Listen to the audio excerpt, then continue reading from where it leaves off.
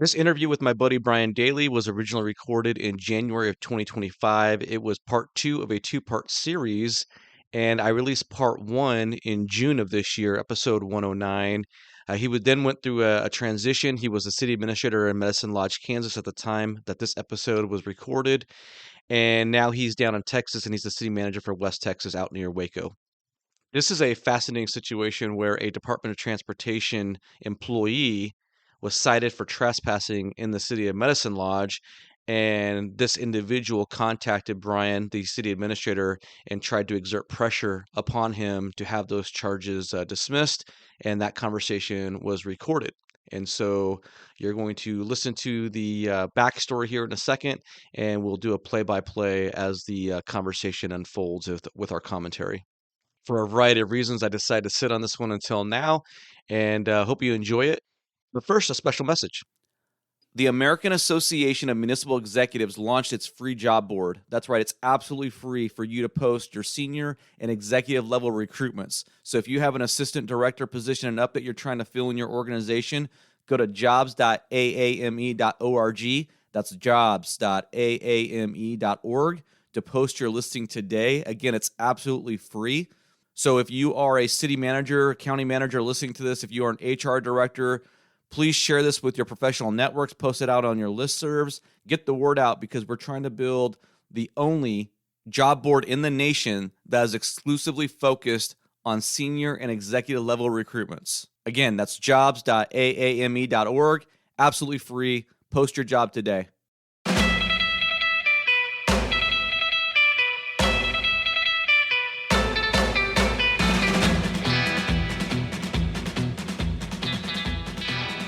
All right. I'm Joe Turner, and this is the City Manager Unfiltered podcast, a podcast for city managers and public sector executives. It is the most influential local government podcast in America, and this is going to be part two of my interview series with Brian Daly.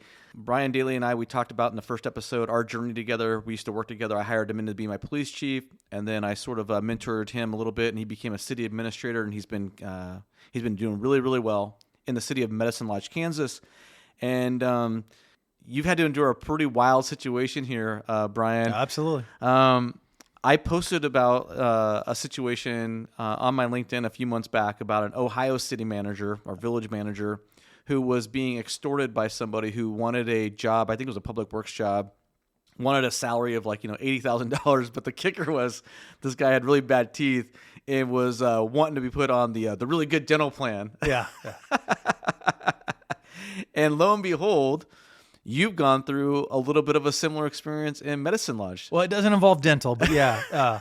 And it's kind of funny because, we've talked even since the very, very beginning of this. We can go clear back to the International Brotherhood of City Managers before the foundation of the AAME. I've sat back and I've listened to some of your episodes, and some of them have been, wow, some of them have just been incredible, right? Like you cannot listen to some of like James Freed is absolutely an example. You just sit there in your car like, what in the real life world? How? Right? And so, and you and I have talked about some different things we would talk about on the podcast, like when we talk about possibly insurance and some other stuff. And I just never, ever thought, long-time listener, first-time caller, So I never really thought that I was going to have the wild story that was going to go on Joe's podcast. And yet here I am with what is absolutely befuddling. And I will tell you that, obviously people that are listening don't know this, but when this happened, when this was going on, I actually reached out to Joe, not so much as the city manager Unfiltered, but like my friend Joe, because we know each other. I'm like, Joe, you're not going to believe this situation, and bounce some of this stuff off of you. And it's just, it's crazy. It's absolutely insane. And, it will make for a very interesting listen. Well, we're going to do something a little bit different here because I have the ability. I've never done this before, Brian, but I think maybe I'm getting a little bit ahead of myself. Why don't you give a quick little how should I say this? Yeah, I don't want to give too much of it away because I think the audio is gonna. Well, that's what I was gonna say. We have audio. You recorded this conversation Yes. with an individual who was exerting some sort of pressure on you, and we have the audio. And so I'm, for the first time ever with an in-person interview like this, I have the ability for us to have a conversation and play the audio intermittently while commenting on it. So we're gonna have this audio, and we're gonna Yeah, it's going to be a wild ride, and well, I guess I'll say this up front for what it's worth. This involves an individual that works for another government entity, and I certainly hope this doesn't reflect poorly on that government entity. And I think everyone that listens to this is going to have a pretty clear idea of what the real problem was here. The individual. It's an individual situation. Yes, absolutely. Yeah. Individual outlier. Yes. Why don't you give us some, before we get into the actual clip, it's about a 19-minute audio clip. Why don't you give us a quick little rundown and set the stage for what happened, the backstory leading up to this call? Because in order for this call to make sense for a lot of folks, they need to know what led to this, what precipitated it. So, it all kind of, so my first interactions with this, kind of building up towards this, not directly related to it, but they occurred nearly a year beforehand. And it involved, literally, I'm at one day, small town, Kansas. I go to the local gas station to sit down and have my lunch, and I'm sitting down in the booth, and I'm having a corn dog and some French fries. And very healthy, Brian. Yeah, yes, very, very healthy. And the owner of the store comes up to me, and she's very upset. She's like, there's a dead cat across the street in the highway, and you guys should go pick that up. And I'm like, well, we don't normally pick that stuff up in the highway. I wouldn't have a problem doing that. She goes, well, this individual, who we're going to talk about later, he came in and he said that you guys get paid over $20,000 to maintain that roadway so they don't have to do it. And I said, well, I don't think we get paid $20,000, and I'm pretty confident that I would know if I had an additional $20,000 in my budget to pick up dead cats in the street. Yeah. Certainly not a problem. And to give folks some context, I don't know how it works in other states, but in Kansas, there are some state laws and agreements, depending on the location, that govern who's going to maintain a road or highway that's leading into and out of a city. Sometimes there's state responsibilities, it's a county responsibility, sometimes it's a city responsibility. It can vary. Yeah, so specifically what we'll be talking about, and you're going to hear it referenced a couple times, is a connecting use agreement or connecting link agreement. And these agreements that the city enters in with the city or with the state, and typically, in many instances, the state compensates the city for maintaining that area of roadway. It's paid per linear mile. We have a connecting link agreement, but in our case, our connecting link agreement says that we don't do any of that. We just maintain like the gutters that we've installed or the mowing along the edges on the areas that we've installed. Yeah. We don't clear the snow. We don't necessarily have to clean debris off or anything. But again, small town, I have no problem picking up debris in the street. It just, in this instance, I was called out for not having done something that, while eating a corn dog. Well, yeah, it was not our responsibility. And so, fairly new to this. This is my first exposure to connecting link agreement. So I start calling around the state, like, what is this person talking about? I get a hold of someone at the state who gives me a copy of connecting link agreement. I read through it. It's not my responsibility. I go back. I literally talk to the individual state, say, hey, would you go tell this individual to please go back and tell all these business owners that he told that we got all this money to do this. Why don't we make it easier for the audience to understand? Because we're going to hear his name in the audio. His name is Dwayne. Yes. Okay. So Dwayne's going around town telling everybody that it's the city's responsibility that you got to do X, Y, and Z. And then we received this lump of cash to do this, and we didn't. So when I finally talked to say, I said, hey, just go tell him to stop telling people this because they're going to think that we're not doing something we're supposed to do. Well, that never happened. And so I end up going business to business myself to just make sure that I ensure that everyone knows that we weren't responsible for it, but we're certainly willing to do it. It's not a problem. It's just it didn't want to be left like thinking that somehow we had failed to do something. Yeah, you're shirking your responsibility. Right. And that was probably my first exposure to this individual. And obviously it didn't go the way that he had hoped that it would go. It obviously turned out favorable for us. And then the upside is I knew what the connecting link agreement was and had an opportunity to read it and know exactly what our responsibilities were under that connecting link agreement. So then we'll forward a little bit in time to about August of this year. August last year? Yes. I'm sorry. I'm getting a little bit off. We're in 2025 now, Brian. Yeah. So time flies. So getting old. Yeah. Getting old. So I think maybe it was closer to July the first time we had an issue where we get called to go pick up a dog at large. Well, it turns out this dog at large, my police officer picks up this dog, takes it, puts it in the shelter, and then subsequently tells me, hey, this was a dog that was left over at this private kennel facility. Owner didn't come claim it. So I explained to the police officers, hey, this is a civil issue. This is not a dog at large. The dog was not running loose. The owner that was responsible for the dog put the dog someplace safe. There's a contractual problem between that and that kennel. Take that dog back. So are you saying that the kennel, the boarding kennel, essentially called you guys to pick up the dog, or was the dog actually out running around loose? No, they called us to pick up the first dog. So they basically said, hey, we have a customer who didn't come pick up their dog. Yep. And so, now you need to come. Yep. Okay. So we took the dog back, said, hey, we can't take it. Well, he was upset about that. And Dwayne was? Yes, he was. Okay. What's his connection to this kennel? It's a family member owns the kennel. Okay. And so he expressed some displeasure about that. And we explained that, hey, simply, we cannot take a dog. It's a contractual thing. You got to deal with it.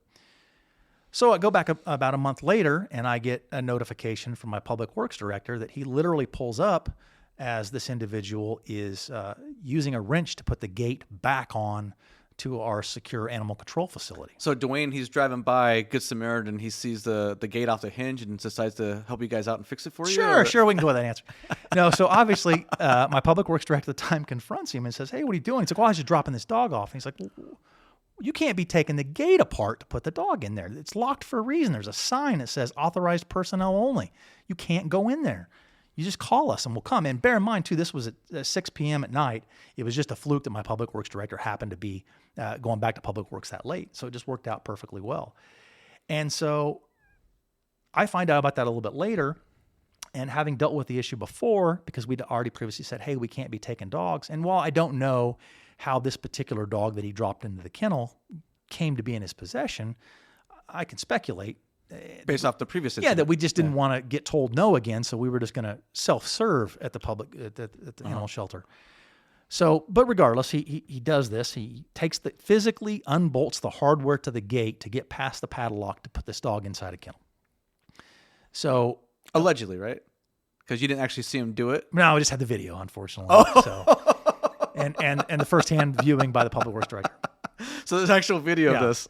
So obviously we're not very happy about this, and this is not the first instance I've had. This is not the first occurrence, and the audacity to just simply remove the hardware and physically break in, which would be, if he were there to commit a theft, it doesn't apply, or certain other offenses, it could count as a burglary. In this case, it can't, but it can count as a criminal trespass. And it is also a violation of our city code for breaking pound, which includes provisions for both breaking dogs out and breaking dogs in, ironically. I never even knew there was. Honestly, the crazy part about this story, Brian, and I love this because, I follow these news stories and I think, man, every time I think I've heard it all, you haven't, right? I've never heard of breaking a dog into the pound. Like, that's just never even a thought occurred to me. So in the end, I say, hey, we can't let this go. We're simply going to have to charge him with something. We can charge him with breaking pound or the criminal trespass. And so after a little bit of back and forth, and in fact, it was kind of funny. At one point, someone had said, well, is this really that big of a deal? And I said, this was one of the attorneys. And I said, well, if I come over to your office in the middle of the night, take the door off your office and come inside to look for something that I need or to drop off a document, he goes, oh, no, you don't need to say anything more. I got it. Perfect. So we go ahead and we filed just a case in municipal court, a very, very minor charge of criminal trespass and the breaking pound. And those of you that aren't in law enforcement probably aren't aware, in many instances, we'll charge a couple of different offenses, knowing that when it actually comes to court, that we're very likely going to go ahead and say, hey, if you're willing to enter it up into an agreement, we would just drop it down to breaking pound, which is just a violation of city code. You'd pay a court cost and a small fine and be done, and then no better than to break into the pound again. Right. So this happens. Yes. And was there any sort of interaction with Dwayne during this period of time? Did you have any sort of conversations with him? Was he coming to council meetings and complaining at all? He did not come to council meetings, but he did come down to City Hall a little while after that and tried to explain to me. Is this before it got adjudicated in court, or is this after it got adjudicated in court? Before court and before the conversation on the phone. Okay. And so in this instance, he asked me about dismissing it and, again, working together. And it was all... And in that instance, the conversation was very, very carefully worded. He wasn't, I don't think, very upset, so he had time to think through what he was saying and simply said, hey, we can work together or we don't have to work together. Right. But I think we can all read between the lines. But to my benefit, he will further clarify that in a conversation that we'll have. And did you give any consideration at all to maybe just dismissing it, or do you even have the ability, if you're a police officer or the chief or a city administrator, to really dismiss a municipal court case? Once the case has been filed, the officer would basically make a recommendation to the prosecutor, which would then make a recommendation to the court. But There was no interest in. I mean, let's be honest. If it was a much simpler thing, I probably wouldn't care. And this maybe Or first time offense. yeah, maybe this is more an issue of principle. But if you take the time to get wrenches out of your vehicle and unbolt and disassemble part of the gate mechanism so that you can put a dog into the pound, and then there'll be another thing we'll hear about in the conversation where he says something about, well, the officers were all busy. But I think we all know that all you have to do is call the police department, and a police officer will come pick up the dog. Yeah. And so there was no reason to do any of these things other than if you were trying to surreptitiously put the dog into the kennel. Well, and the other thing too is, I mean, when you're trying to schlep some of your problems off of your personal business onto the city and to the city taxpayers, that's problematic. Right. Yeah, it gets frustrating. And all of this occurred, and I make sure I make this distinction, everything that occurred at this point was all in his role as a private citizen. Yes. So he was not in any kind of state vehicle, not any kind of uniform. He was literally just a citizen of the city. Right. So what we're going to do now, Brian, is like I said, about a 19-minute clip here. I'm going to start it. It's going to go for a few minutes, and Oh yeah, we're not going to get the whole thing without something. I'll interject. So we're going to listen to old Dwayne from KDOT, Kansas Department of Transportation. He's pretty animated, and you're going to hear in this clip, he doesn't really care what Brian has to say. He's interested in getting out what he has to say. Take a listen.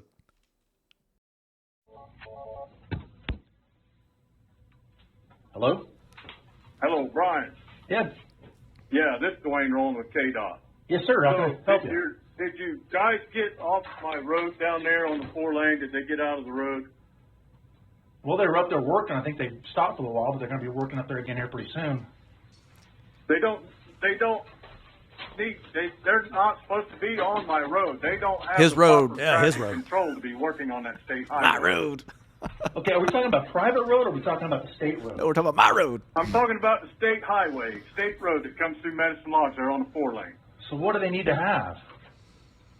Y'all need to have certified flaggers and traffic control signage, proper signage. Okay, what is Placed that? out the proper spacing. What is that pursuant to? Huh? What's the basis for that? Is there a... The National Highway Institute. Okay. And is that applicable to municipalities? I would think so. You're on my state road. Okay. We've had to make anybody else that works on our state road, most of them get a permit and then provide their own traffic control. So what were the guys doing some construction work up there on the highway, or what were they doing? I was told that they had their vehicle in the road, standing in the road and weed eating or edging or something. So they have to have a permit from the state of Kansas in order to mow? You don't necessarily have to have a permit, I would think, but you need to have the proper traffic control to be out there. So if a homeowner was mowing the curb, would they need to get this? A homeowner is at their own liability working off of their own curb. So wouldn't the city Now, then if be you able want to to get See, I get permission interrupted from a lot. each landowner and stay on them and not put your equipment out in the road, Okay, but I'm fine with that. but But what- you can't be working from the roadway. Dwayne, what equipment are we talking about? I think they're talking about a weed whacker? I don't know what they were. I kept hearing complaints from people that they were blocking traffic and stepping out in the road. What complaints he's getting from? You got people, just random people calling up and complaining to KDOT about you guys being on the road? Or Yeah, it's like a flash mob with weed eaters out there in the street. Okay, so that's a 4-lane road, though. So if they had their vehicle stopped, like, would be the same as a police officer then, right? They would have their lights on and... Well, a police officer has a whole different set of rules than you do.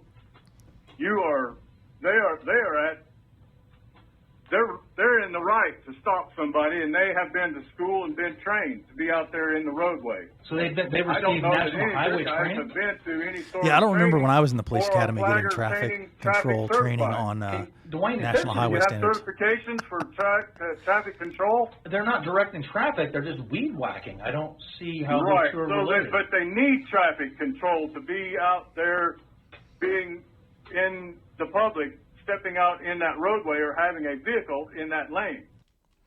That roadway is dangerous there out in Yeah, Medicine Lodge. yeah, it is. Lots of traffic out there.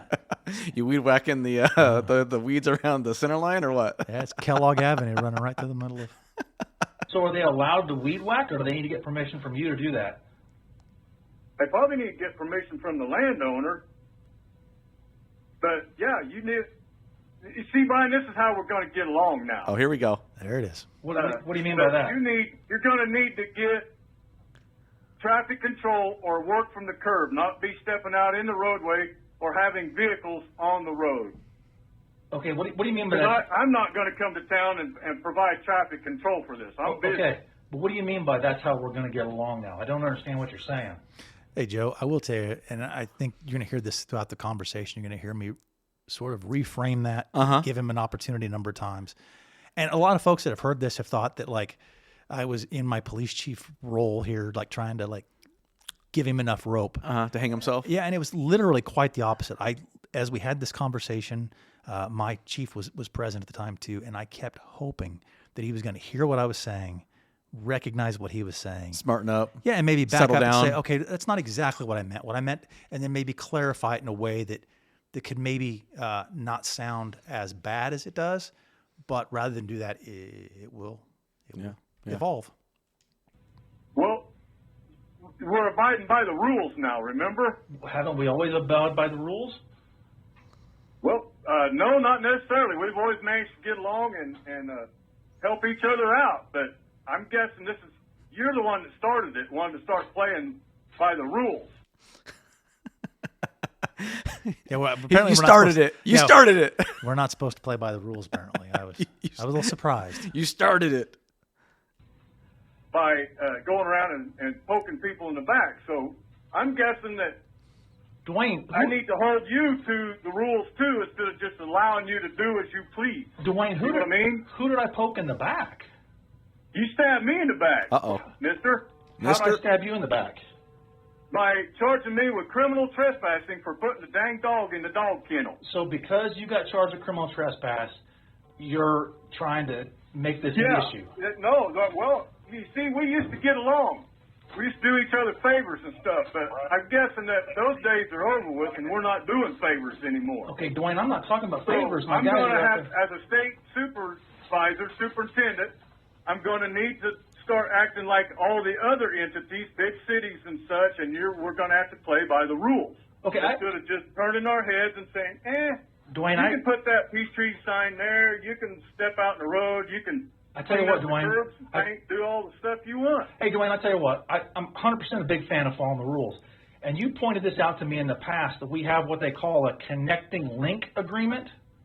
Yeah, and you decided you didn't want to be a part of that. No, we are actually in the connecting link agreement, but unlike you had told me before, we don't receive any compensation for that. However, in the connecting link agreement that I have right here in front of me, currently signed by the state of Kansas, let me see well, you might want to go through there and find the rules about how you work on the road and what you need to do and what you need to have to work on the road. Right. And right here it says the city shall be responsible for mowing and maintenance of the curb and gutter.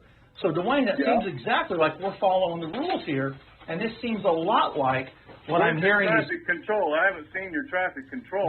There's no requirement in here for traffic control. Oh, yes, there is. Well, I guess I'll have to go find that for you. Dwayne, Is there any language in there about traffic control in that agreement there, Brian? No, there absolutely is not. So I've looked over it a number of times. Even when he was saying that, I was like, there's nothing in here about traffic control. He's read it. He knows it word for word. He's how much money you guys get from the state for the connecting link? Well, according to him, we receive $20,000 a year, but we actually don't get any. I think that'd be a really good idea. But I also don't think that telling me that you're going to take action and enforce a different standard against the city because you were charged in a separate issue. The standard has always been there, but now, instead of me turning my back and saying, oh, well, okay, it's just a special event, happens this time, happens that time, and so on and so forth, I've decided that, since you want to treat me the way you want to treat me, then I guess that's the way you want me to do you. Dwayne, that sounds like... Anytime that you need something from me, I'm going to say, no, ain't doing it.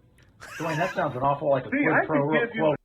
He won't let you talk, will he? He will this not. Guy he was wound up. And again, I honestly, truly hoped that he was just going to hear it and maybe change course.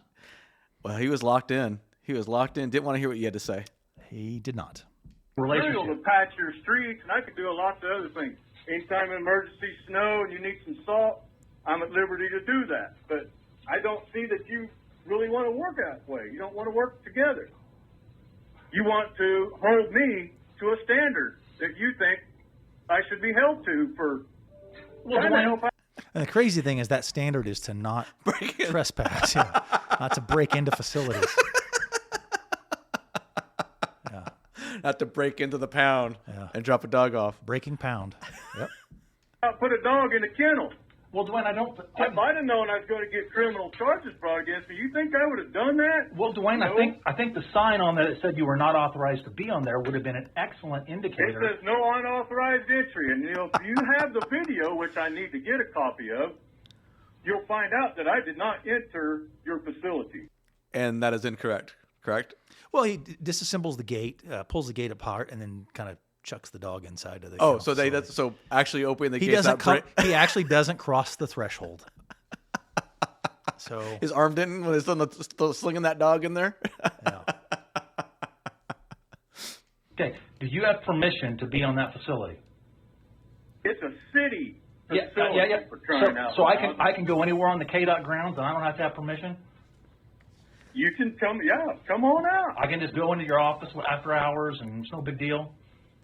If you can get through the door, I guess so. Okay, that You can lift the door up and walk on in there, just get right after it. would be a criminal And then offense, I'll Dwayne. ask you what you needed in there so badly for. I'm not going to press charges against you. If you need it in there that bad, obviously you need it in there. And then later on, I'll ask you, why did you need to be in there? And maybe we could work things out. But no, somebody wants to act like they something special and charge criminal trespassing charges. That's my favorite part. Something special. Somebody, no, you want to act like you're something special, huh? Yeah. Because I don't believe that you can just randomly enter into a locked facility. Somebody wants to be special. Yeah. So I guess if at 2:00 in the morning a crackhead kicks in the door and comes into your house and helps himself to whatever's in your Well, that's not the refrigerator, city. As long as City they Hall, maybe if it's City Hall. as long as they explain to you why they needed to do that, it'll be okay. if you want to be special. Is against a citizen that was trying to do right. Do you get where I'm coming from?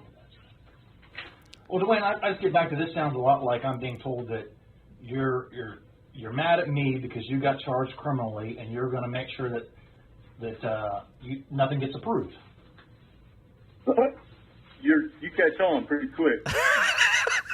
So yeah, Brian's a smart one. That's Yeah. my Brian right there. Actually, that might be my favorite part. It is that's an You interesting catch moment, on doesn't quick. it? Yeah. I should have said that's why they hired me. Oh, Brian, you catch on quick, brother. from now on, things are going to be held to the T. Anytime there needs to be an inspection or something, we're gonna go hold it to the T. Or we could work together and get along like I have with past superintendents and past city. So what would I need to do to make that happen, Dwayne? If I wanted to go back to that old relationship, Drop what the would I do? damn charges against me for trying to do good So and if I- trying to put a dog in where it needs to be. So if I drop the charges, That's kind of you'll work with the extreme. city. And whenever we do get through with this, if I have to pay the fine and shit, the whole county's going to find out. And you're going to find out just about how much of the county would be in my favor when it's all said and done. We're going to find out how special he is, really, Yes. when you think about it, because the whole county's on his side. Oh, man. Did he ever acknowledge in court that the dog that he was putting in there was from the kennel? Was that ever even actually decided or no? I mean, we know it was from the kennel. But Yeah, I wasn't present for the court case. So, yeah. I kind of, not really my area, so anymore. This is ridiculous. It is dumber than crap bringing criminal charges against a person that was trying to do right. And I haven't found a person yet that thinks that you should have followed through with that. Well, Dwayne, could you have That's pretty dirty. You could have come to me and said, what did you need in there so badly for? And Dwayne, you But could have instead, called. you decided to take it upon yourself to Yeah. tell a policeman to file You can't charges talk. No. and bring criminal trespassing against me. And Dwayne, you could have also called that police officer, and they would have picked up the dog as is required by And the ordinance. I have police scanners and everything and everywhere I go, and I could tell that all the police were already busy. You know what's interesting about that, Brian, is that his family or whoever it is, they actually own a kennel. So if he found a dog that was literally out on its own, right, at large, right? Right. He could have literally just taken it to his own facility and then called and had that taken care of. Didn't need to break into the actual city facility to put a dog in there. Right. And in my understanding, that's where the dog was at the time that it was allegedly at large was at his place. Is that large in his yard? Yeah. Or So their yard. it would have been very convenient to have. But again, all he had to do was just call the police department, and they would have happily came over, picked it up, put the dog in the facility, unless he were exposed to a question like, hey, was this dog a customer's dog, in which case, and I can't say that it wasn't, or it was, or it was not. I can't really weigh in there, but I think we can all kind of speculate pretty easily. Okay, Dwayne. I actually went back and looked at 911 records, and they were available, and they would have came and picked up the dog. The police. Okay, yeah. Well, it wasn't that tough, and you can see where everybody else has been lifting that gate up on the hinge, so. No, And Dwayne, if I actually can't. And Oh, well, then maybe we need to go up there and I'll show you. Evidently, you can't see you. And I understand you probably don't see things like that. So. no, Dwayne, but what I do Well, I'm see just is telling you, this is how. what I do see And is when it comes to all the peace treaty signs and stuff that everybody wants to put in my ditches, the administration in the past did not allow that. They, matter of fact, went and made them His ditches. Mm-hmm. His ditches. His road, his ditches. Not his dog, though. No. Not his dog. gather up. Bosses that I hired on here for made them gather up their signs and put them out there on private property if they wanted to put out signage for the peace treaty. So I'm going to let those folks know that they're not going to be able to put their signs in a KDOT right away. Are you going to tell them that that's because I wrote you or had you written a citation? Yes. Okay, good. I just want to make sure it's perfectly clear. They understand that the They decision to take understand this action is how we based on get the fact along in that our community, that our city administrator wants to hold me to the standard of pressing criminal trespassing charges. okay. It'd be simple. All you got to do is just drop it, Brian. I mean, unless you're just that stubborn. He is. All you Brian got to is do that is stubborn. just tell, whatever, let's just drop the damn ticket and move on from here, and life will be good. Do you think that'll be a good solution? I think that'd be an awesome solution. We just drop it, and we continue to get along, and no more bickering, no more backstabbing. And I damn sure won't come up there and put a dog in your kennel again, thinking I'm trying to help out and do anybody good. Well, I would prefer And to in his Damn defense, sure wouldn't he's have done that if I not placed any more dogs in the kennel. thought that somebody like you was going to take it upon yourself to file criminal trespassing charges instead of getting a hold of me. I am in the community. It's not like I run around at large, cause trouble like the everywhere. dog he caught. You might want to check my record. Might want to check with some people that know me. Might want to check with some people that are in charge of other things and entities around Medicine Lodge. It's foolish. But I'm kind of taking this a little bit personal that you would do this to me. Okay. It's a little bit extreme. Well, Dwayne, it was the right action for the city when someone bypasses a locked gate and a sign that says no unauthorized personnel. But I am disappointed to hear that because of a personal issue, you're allowing your position in the state to take action. That seems a lot like a quid pro quo and Well, I'm not unethical really conduct. taking action. I'm just going by the rules that are set there instead of turning my head. But you're telling me that you That's all won't do that if I don't enforce the criminal trespass. If I Well, I sure won't come up there and trespass again. We've got that understanding. right, but you literally just a few minutes ago told me that everything would go back to the way it was if I just dropped these charges. Yeah, we'll get along. And if you ever need something from me, I'll be glad to help you out. But if I don't drop the charges, then there will be a different standard. Well, yeah, why should I scratch your back? You're not going to scratch my back. He just keeps on burying himself, huh? Over and over. Yeah, just keeps, instead of having the opportunity to back out, he seems to continue to clarify it to make the point even clearer. Yeah. You know what I mean? It goes both ways. That's We can get along, or we can choose to not get along. Dwayne, the guys are going to have to go back up there and finish mowing and weed eating as they've been directed to, and is it consistent with the connecting link agreement? If, however, you feel that I am in the wrong please have Nick Squires give me a call, and I will discuss it with Nick, and we can clear that up. Okay. As long as you stay off the road, don't be parking equipment out in there, and you don't. And again, without providing traffic control. We're going to follow the standards that we have. If you disagree, what are those standards? If you disagree with the way those guys are conducting themselves, again, please have Nick give me a call, and I will discuss this with Nick. Or have Calvin give me a call. I'd like to talk to Calvin too. Nick and Calvin, are those above him, I guess, or what's the? They are. Calvin is the secretary for the Department of Transportation. Okay, all right. The top dude. Yes. Okay. Top guy, I should say. He is. Calvin Reed, yeah. Yep. Okay. Nice guy. I can go one step higher. I'll go with Governor? Dave. I forget his last name right Dave, at the so moment, you need or to know Jim Dave. Fry, or Great. Robert Fuller. Dwayne, I tell you what. Call have Dave. any of them give me a call if there's a problem. I'd be bad I more than didn't happy know. to discuss this issue with them. Okay. And I don't mind you going out there and doing something. I mean, we just need to get along. You need to really See, now we can go out there and do stuff traffic as long control as, yeah. for your own safety instead of just acting like you got the run of the mill. Well, I think I'm just telling you that out of safety for your crew. Safety is important, especially after you've ripped up a ticket or ripped up a criminal violation. Yeah. I'll tell you another interesting point, and although I won't push it really far, but like if you're familiar with Kansas statutes, there are other statutes that involve intimidation of a witness, where you basically apply coercion to get a witness to either change their testimony or withdraw charges. Yeah. I'm not sure how much more left there is on this. We'll give it a We go. do the same thing. I think we've got the when gist of we it. need to get out there, we have to provide traffic control. And we have to wear, you have to wear that vest, that ANSI approved reflective vest, if you're going to be out there on the road. yeah, and I believe our guys had their vests on.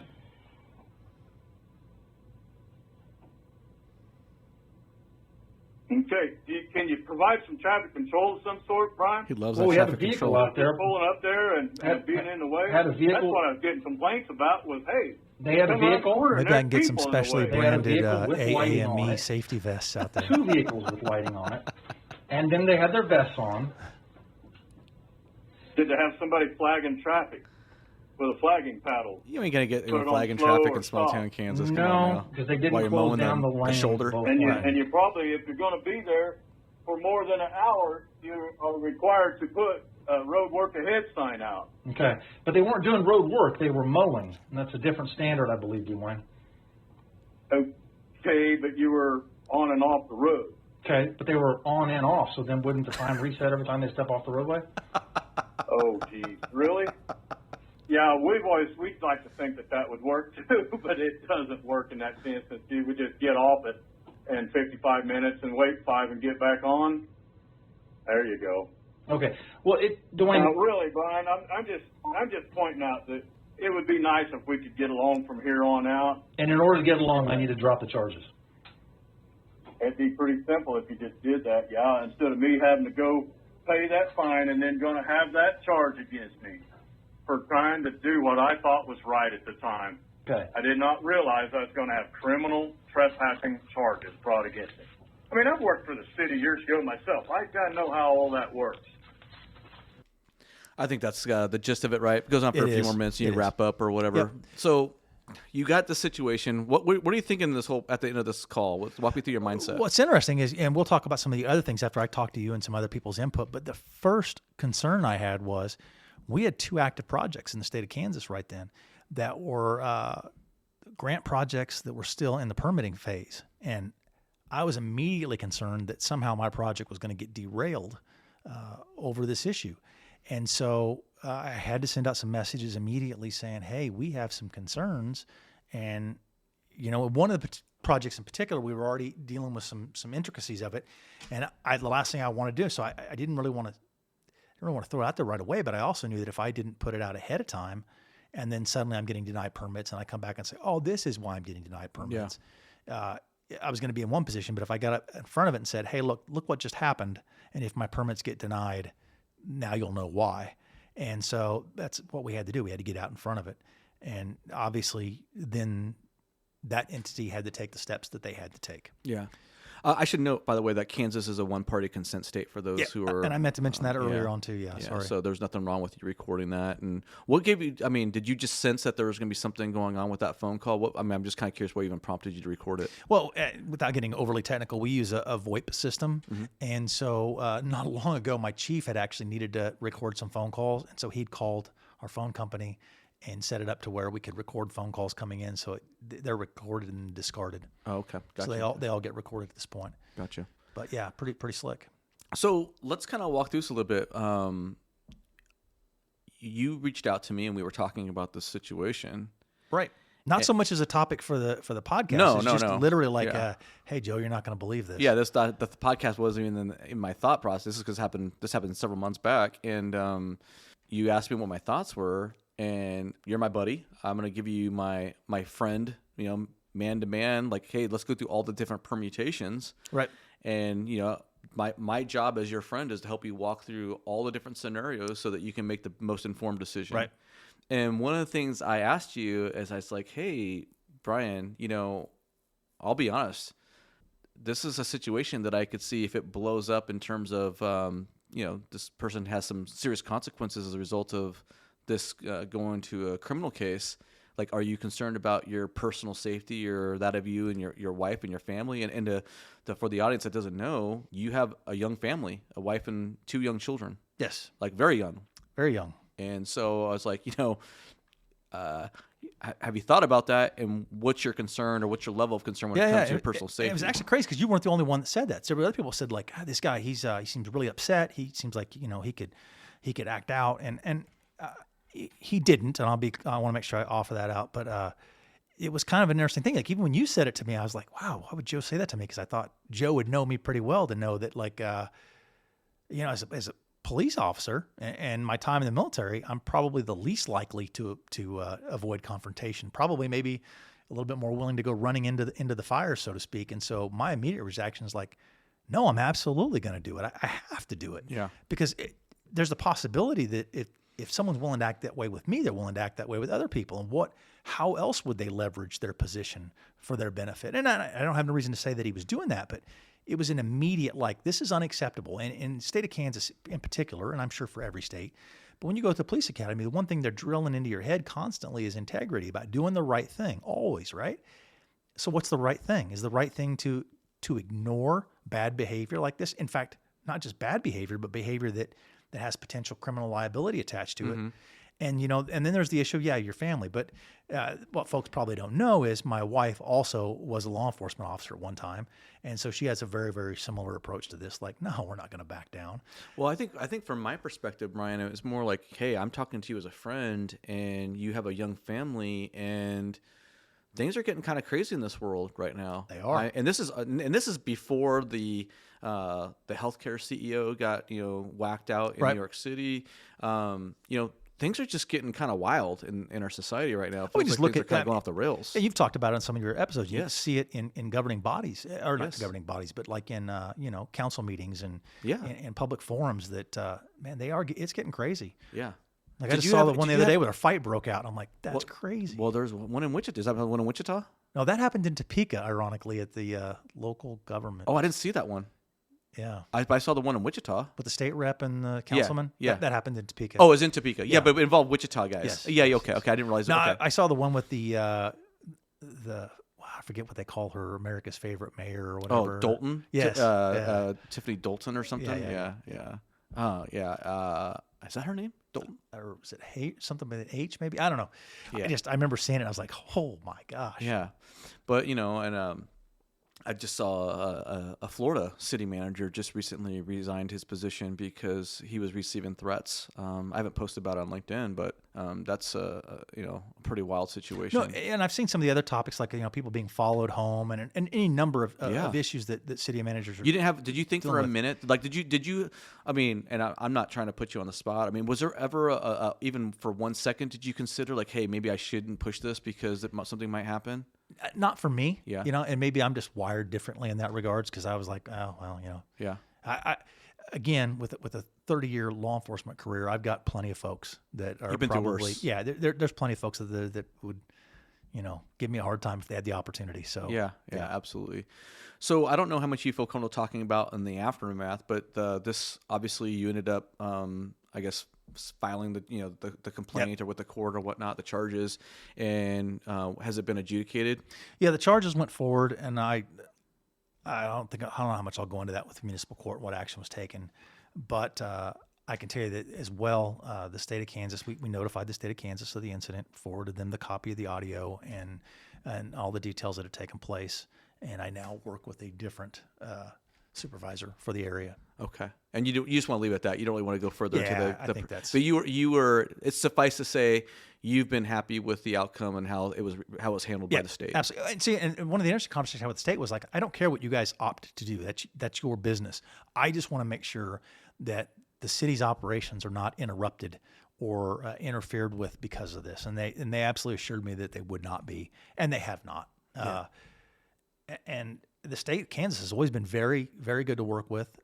Obviously, anytime a municipality works with the city, there's always bumps and hiccups and the regulatory issues, but that's not been a problem. And the state's been good with us through this whole process. Yeah, I've always had a great relationship with the state in every facet when it comes to. They like to fund a lot of projects. Yeah, it's great. So great relationship with the state. Good with that. Yeah, they've always been phenomenal.